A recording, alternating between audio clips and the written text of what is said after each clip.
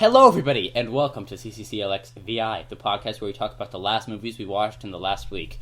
This is the first week that we are actually going to be switching from a 7 to 5 movie schedule, because doing 7 movies every single week is a bit straining and tiring, but we're going to be doing 10 movies per week during the summer, and maybe even more than that. And it's not necessarily 5 or 10, it's just going to be around that. It's not going to be strictly 7 per week. We're just going to reduce that, but I went over most of that in the last episode, so without further ado, let's get into this week's movies. Now, the first movie we watched this week was Escape from LA, starring Kurt Russell. And Escape from LA is a movie that's pretty good, but it's not the best movie. You know what I'm saying, right, Benji? Yes. Are you saying like it's not Oscar worthy? Yeah, it's not Oscar worthy. It sort of makes fun of the action movie genre, as well as being sort of it's making fun of itself at some times, because it's a bit absurd at some times. So, what did you think of this movie, Benji? I liked it. It had Kurt Russell in it. I like Kurt Russell, and I liked it. There's not really any specific reason I liked it. Yeah, I agree. Kurt Russell is one of my favorite actors, and I really enjoy Kurt Russell and all of his movies and stuff, as I went over whenever we were reviewing Bone Tomahawk and stuff. So I really like Kurt Russell. I liked Escape from LA. Not the best movie, but it's pretty fun and enjoyable. It has Kurt Russell. It also has Steve Buscemi, my favorite actor of all time. Peter Fonda, who I really liked in Thomas and the Magic Railroad. I never said that. And it also had Bruce Campbell, who is also in Army of Darkness, and The Hudsucker Proxy, which was the last movie we reviewed.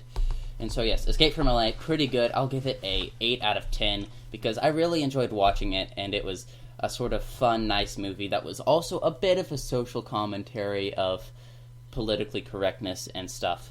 But other than that, it was a not too special of a movie. So yes, I definitely recommend you watch it. 8 out of 10. What would you give it out of 10, Benji?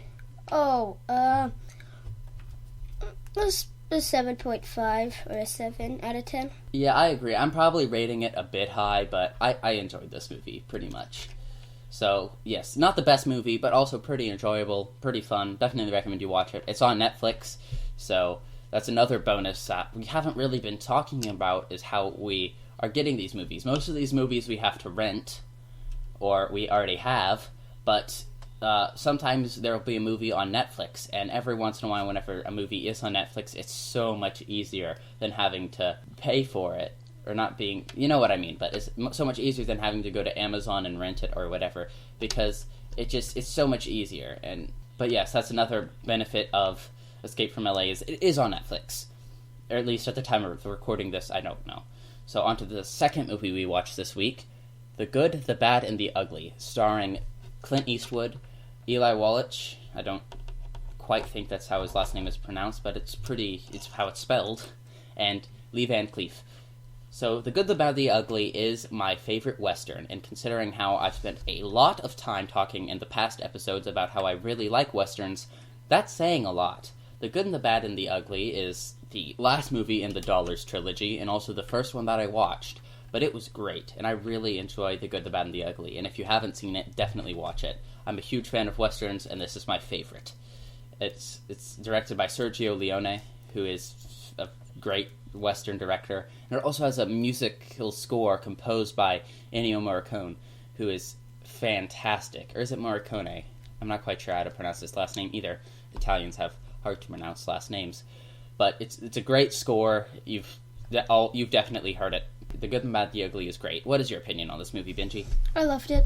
I really liked it. I'm going to rate it 10 out of 10. Oh yeah, it's definitely a 10 out of 10, yes, right? Definitely.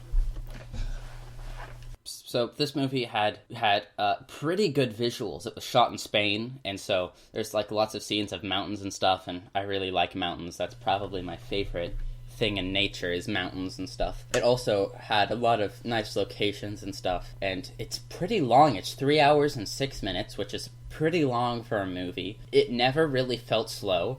All the characters in that movie were great. Clint Eastwood is one of the best Western actors ever. Clint Eastwood playing the man with no name is quintessential to pretty much any Western character list. Tuco is fantastic, and Angel Eyes as well is great. All those characters are great. The Good, the Bad, and the Ugly is, in my opinion, the best Western. It's fantastic. It has beautiful shots, as I've already said. It's greatly directed. Sergio Leone is great. The music, as I said, is fantastic. I love the score to this movie. The acting is really good, and the action scenes and like their shootouts and everything are great. But their shootouts aren't necessarily the best. But what's really good is in those shootouts. There's a lot of feeling and stuff, but it doesn't seem silly, because in a shootout normally there's not enough time for there to be stuff because there's guns and you're too busy focusing on firing. But Sergio Leone manages to frame it and do it in such a great way that it's fantastic, and I love it. So yes, 10 out of 10 definitely. My favorite Western, not my favorite movie, but it's definitely in my top 10. The Good and Bad, the Ugly, my favorite Western, and I love it. So do you have any more to say on this movie, Benji, or no? No. No? Okay, so on to the third movie we watched this week, Living in Oblivion, starring, as I said earlier this episode, my favorite actor, Steve Buscemi. It's a very small movie, really enjoy it. It's a film about making a small independent film, and it's really interesting because I am an aspiring filmmaker. That's part of the reason why I'm doing all of this. And I find this film very interesting and fun to watch, and I love Steve Buscemi. He's great in this. Something that I should say is that the language in this film is pretty bad. So that's just a sort of warning for you. There's a lot of bad words in this movie. This movie is great. It's very fun and enjoyable to watch. It's only 90 minutes long. It has some very memorable scenes, but it's not very popular. So my guess is that you probably haven't seen Living in Oblivion. But but I'd definitely recommend that you do watch it. So what is your opinion on Living in Oblivion, Benji? It's funny, and I like funny movies. Yeah, Steve Buscemi has a great role in this, and there's lots of memorable lines from this movie, and I really enjoy it. Yes, I'd give this movie a 9.5 out of 10. I'm not quite sure why it's not 10 out of 10. It just doesn't feel like a 10 out of 10 movie to me. There's just some sort of feeling that I feel inside of me that just says it's not a 10 out of 10 movie. And that's why it's not 10 out of 10, but it's very close. It's a 9.5 out of 10. And so yes, there's some great directing here. It's a very acting-heavy movie, and the actors do not fail to disappoint. Steve Buscemi, as I said, is my favorite actor, and he does great in this movie. But Steve Buscemi really never does do not a great job. So yes, definitely recommend this movie. 9.5 out of 10. What would you give it out of 10, Benji? 9 out of 10. A 9 out of 10? Okay, pretty similar. And now, the fourth movie we watched this week, on Groundhog's Day, was Groundhog's Day. That was entirely intentional. So, yes, Groundhog's Day is a movie starring Bill Murray, and I really enjoy Bill Murray. He's a great actor and really funny guy. And Groundhog's Day is a great movie. It's about a guy who keeps on repeating the same day over and over and over again. And I really enjoyed this movie. It's funny and interesting to watch, and the only downside to this movie is I don't feel there's too much to discuss in this movie. It's funny, it's great. I definitely recommend you watch this.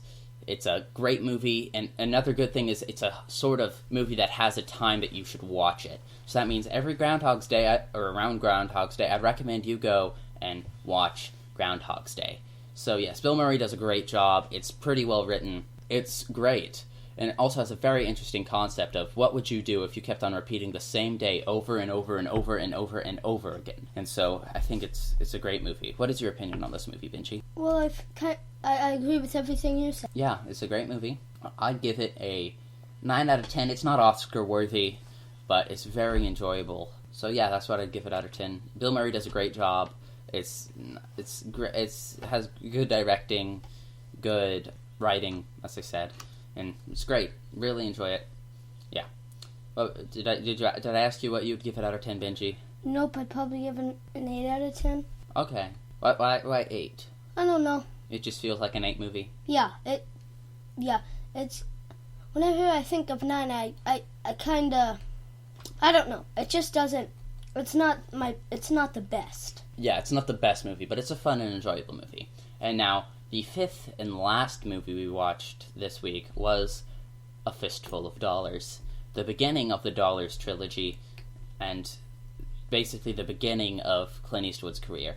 People will say that he had his beginning in Rawhide. Yes, that's true, but A Fistful of Dollars is what made him a legend and began his sort of Clint Eastwood type man with no name gunslinging persona.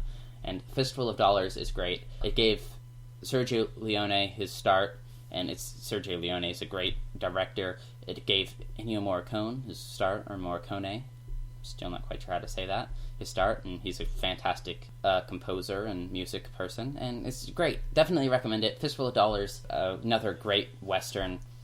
Something that I begin to realize is that Westerns are great, right, Benji? These Yes. Westerns are... I began this list not thinking that I was going to watch a ton of Westerns, and now I'm pretty sure I'm going to make a Western. Yes, Fistful of Dollars is great. Definitely recommend you'd watch it. 10 out of 10. Maybe not 10 out of 10. I'm going to give it a 10 out of 10. Probably does not deserve a 10 out of 10. But I like it. It's great. It's fun. It's enjoyable. It's shot in Spain, so it's pretty. Once again, not as pretty as The Good and the Bad and the Ugly. Great gunfights. It's awesome. Clint Eastwood is such a cool guy in this movie. As Benji said about Ferris Bueller, he's just so cool. And that's what Clint Eastwood is in both The Good, the Bad, and the Ugly and A Fistful of Dollars. He's cool, right? Yeah. I mean, he just goes in there and he just shoots them. I mean, he asks them, they don't apologize to his because of his mule, and he just shoots them because of it. And that's cool. So yeah, it's great. This movie's pretty good. All of these movies I definitely recommend. So yes, great week. Week 5 is great. The only thing, so as I said, this is the first week with only 5 movies. Episode's going to be a bit shorter, but next week we have some good movies planned. So yes, this has been a pretty good week so far, and yeah, so this has been CCCLXVI, and we are signing off. I'm Ethan. I'm Benji. And goodbye.